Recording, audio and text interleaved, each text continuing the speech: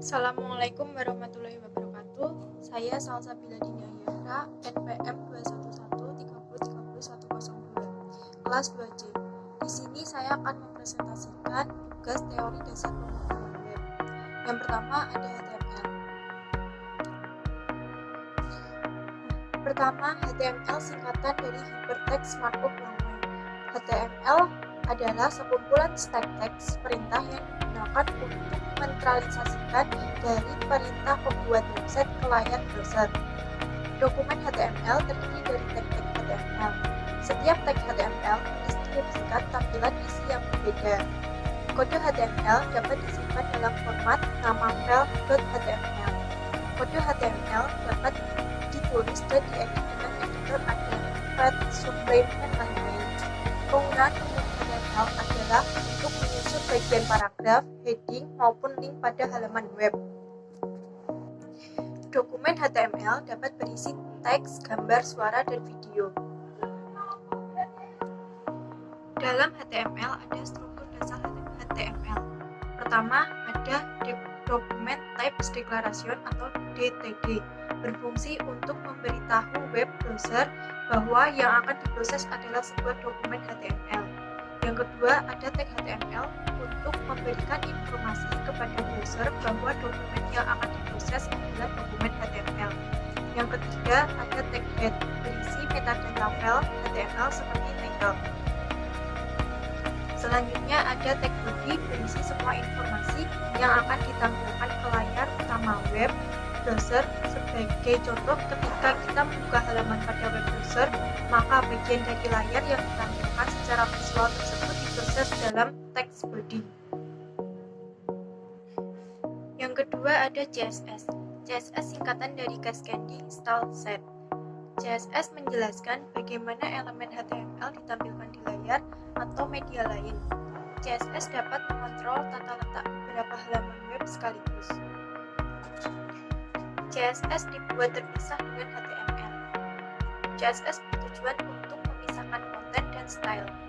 Satu CSS dapat digunakan untuk banyak halaman HTML. Sintaks CSS. Sintaks CSS sendiri terdiri dari dua. Yang pertama ada selector, yang kedua declaration. Selector menunjukkan elemen HTML yang akan diatur, sedangkan declaration adalah berisi satu atau lebih sintaks deklarasi yang dipisahkan oleh titik koma. Ada 4 jenis CSS selector. Yang pertama, elemen selector, yang kedua, ID selector, yang ketiga, class selector, yang keempat, ada universal selector. Penjelasan mengenai ID selector. ID selector memilih elemen berdasarkan atribut ID elemen HTML. Atribut ID elemen HTML harus unik.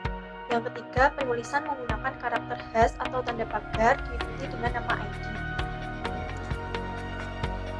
Penjelasan mengenai class selector.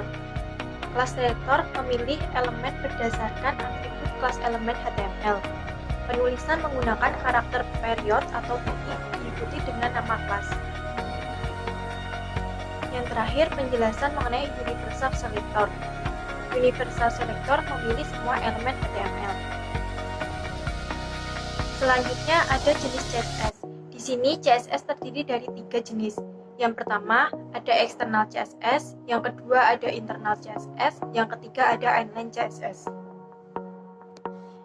Yang pertama ada external CSS.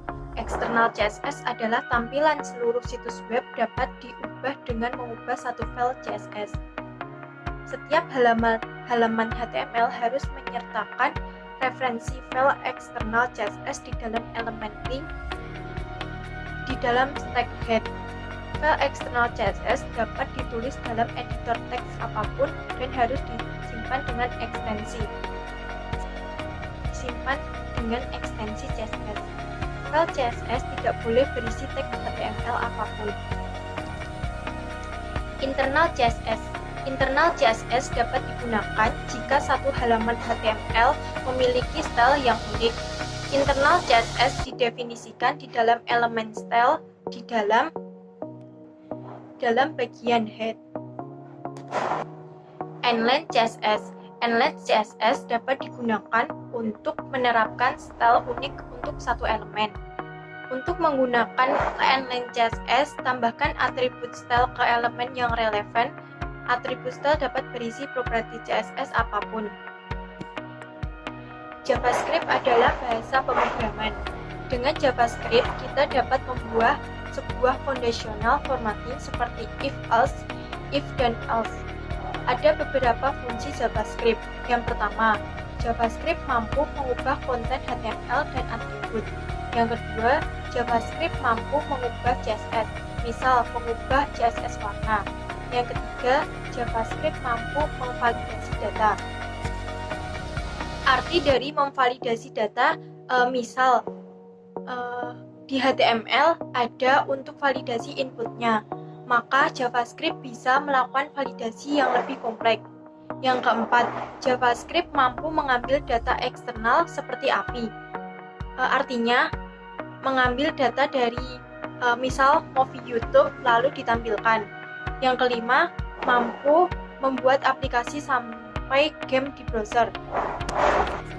Yang terakhir, JavaScript mampu membuat website interaktif. JavaScript di HTML. JavaScript dapat ditempatkan di body dan head.